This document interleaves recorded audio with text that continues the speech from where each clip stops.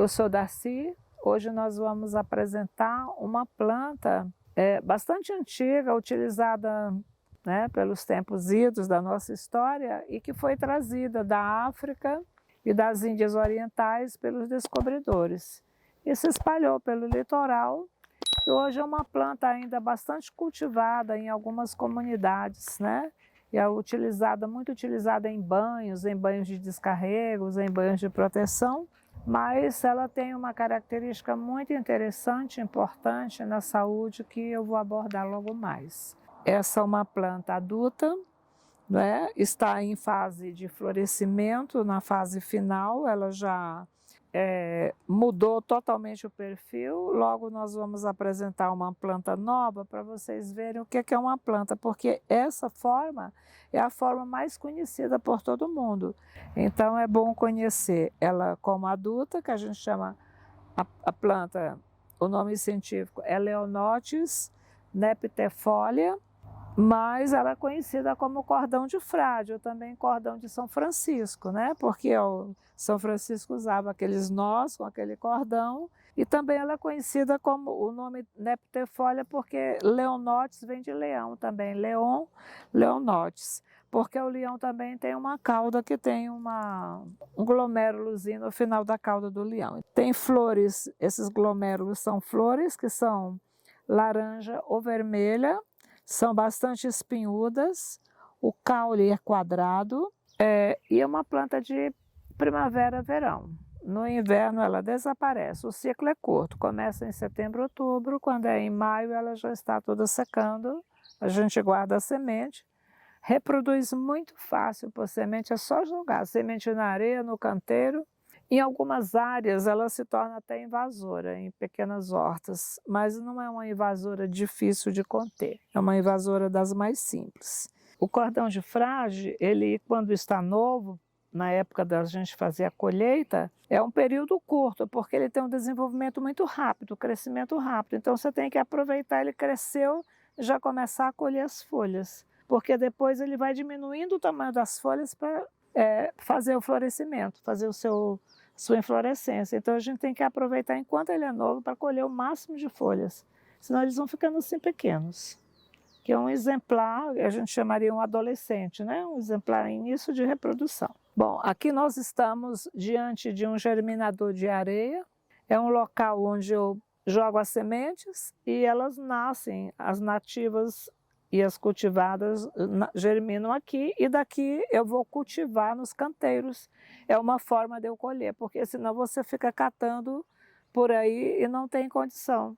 Para uma produção maior, a gente precisa cultivar. Então aqui é meu canteiro. Dá para vocês perceberem aqui, 7 sangrias, que é uma planta nativa que nós já falamos para câncer, ela aqui germinando da areia.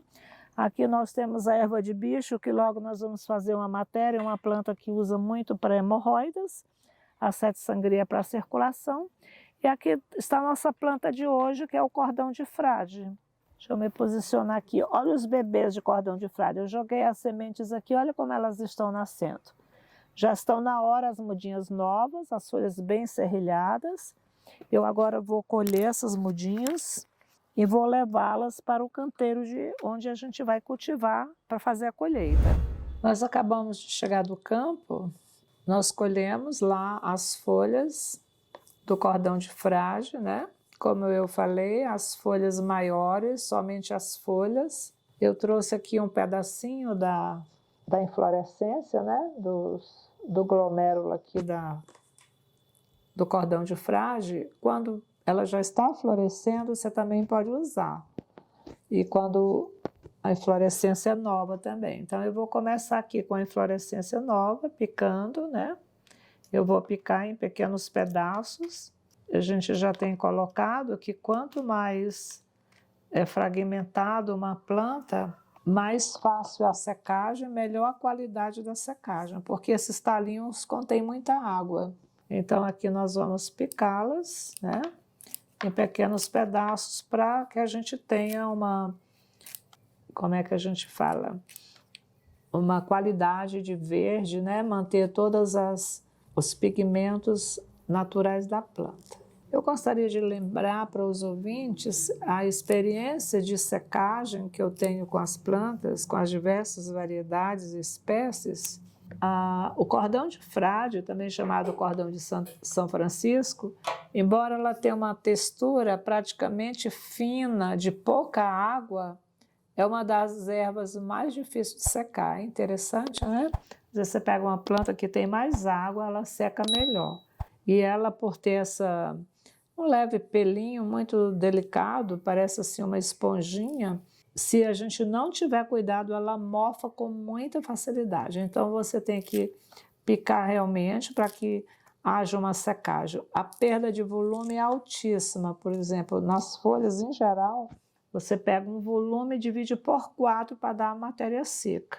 Nessa planta é dividido por 6, então ela vai diminuir 6 vezes de volume que você colhe. Então, não é muito fácil trabalhar com o cordão de frade. Manter uma boa secagem, depois, quando desidratar na temperatura ambiente ou no forno, passar nas mãos, triturar bem e embalar. Eu gostaria de colocar também, é muito comum a gente encontrar em qualquer pesquisa de internet ou mesmo em livros, as plantas servem praticamente para muita coisa, né? Às vezes a gente usa para uma coisa até cura outra. Então eu tenho procurado manter um foco muito prático, partir da pesquisa científica e do uso popular, para a gente focalizar, para a gente passar à população brasileira uma informação uniforme de utilização.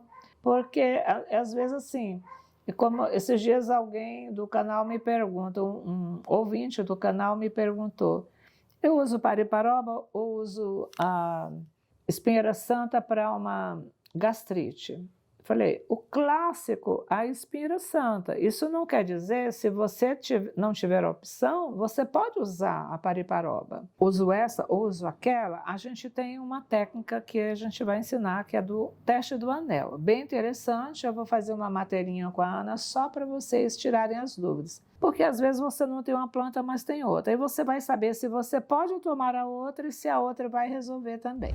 Então, voltando aqui ao cordão de frade, ele vai trabalhar alguns aspectos bastante interessantes, mas eu vou colocar inicialmente o foco. Asma crônica e bronquite crônica. Esse iria ser o foco para você utilizar dessa planta. Por quê? Porque como ela contém uma boa proporção de cumarina, e a cumarina, ela dilata e relaxa. Então, ela vai dilatar a musculatura, ou seja, do pulmão. Quando você está com asma, você está com a musculatura contraída. A dificuldade do oxigênio passar nos alvéolos pulmonares é alta. Então, você precisa relaxar e soltar esses alvéolos para você respirar.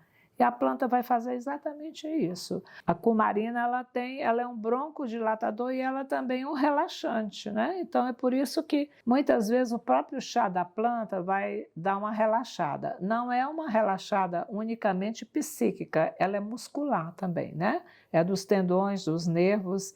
Então assim, numa pancada, numa machucadura que ficou duro, tenso, também você pode usar. Mas, assim, o foco que eu gostaria de deixar para toda a população brasileira que tem acesso a essa planta é um tratamento, como é que diz, complementar para asma e bronquite crônica. E você também pode usar, ela é muito interessante nas questões de reumatismo, né?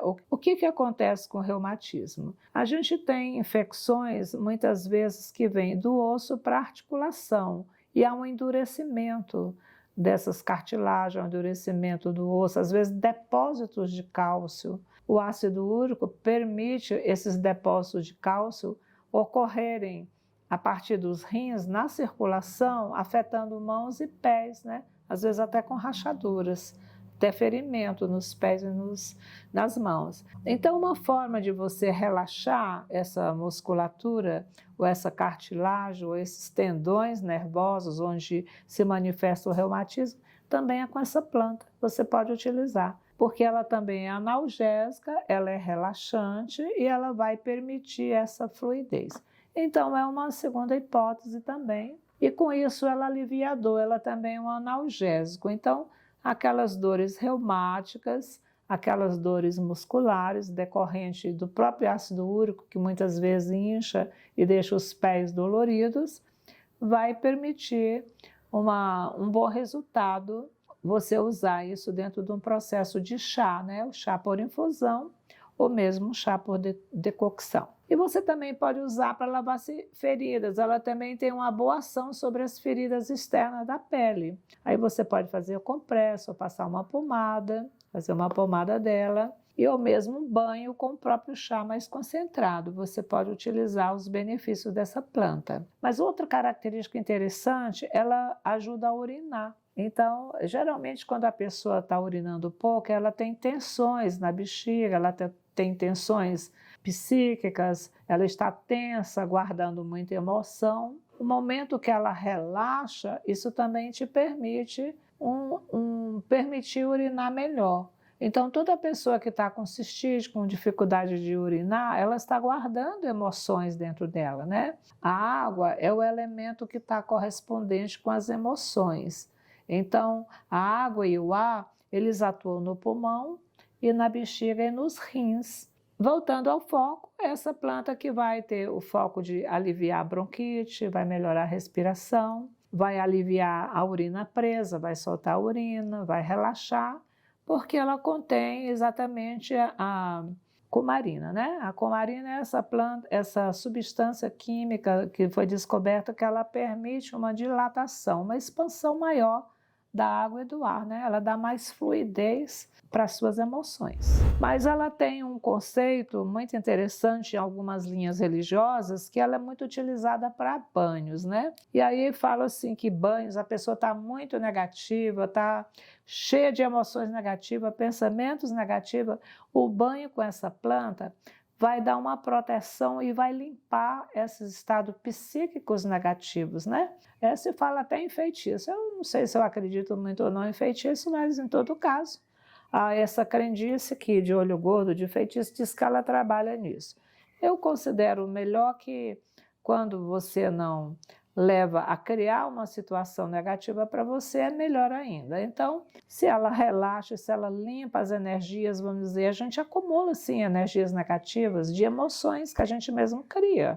Não é o outro que manda para você, é você que não sabe trabalhar com os outros, né? Nessa questão da energia. Isso é bastante discutível, mas assim, de uma forma geral, eu quero dizer que se você está captando que está com uma energia negativa, seja sua ou seja vinda de fora, o banho com essa planta vai melhorar bastante. Estou cheia de pensamentos negativos, estou numa fase negativa, então tomo banho com essa planta que vai dar uma boa melhorada, vai positivar mais o seu campo magnético, positivamente. Chá, o padrão, 1/4 da palma da mão da planta desidratada, 150 a 200 ml de água. Esse é um padrão para adulto. Para criança, 50 ml, adolescente 100 ml, adulto 150 a 200, em função do peso. É mais pesado 200 ml, menos pesado 150 ml.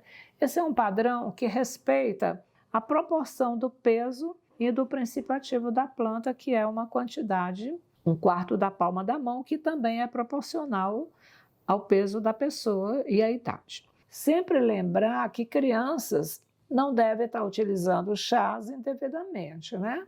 E sempre, a não ser no caso de uma bronquite, de uma asma, para uma criança acima de 7 anos, né? Quando é que você não pode usar? Se ela dilata e relaxa, quem está grávido tem que evitar uma dilatação uterina, uma dilatação das veias, né? Onde você está alimentando uma criança com circulação. Então, grávidas, quem está amamentando, não deve utilizar essa planta. E também quem está tomando remédio anticoagulante, porque quer que o sangue fique bem líquido, que o sangue não se condense. Então, como ela dá mais fluidez e relaxa, isso pode facilitar uma hemorragia, não é? O excesso de fluidez no sangue pode ser prejudicial com essa planta, quando você está tomando o anticoagulante. Então, quem tem hemorragias também tem que evitar, quem está com hemorragias ou tem hemorragias. E também quem tem processos muito graves no fígado, porque quando você afeta o fígado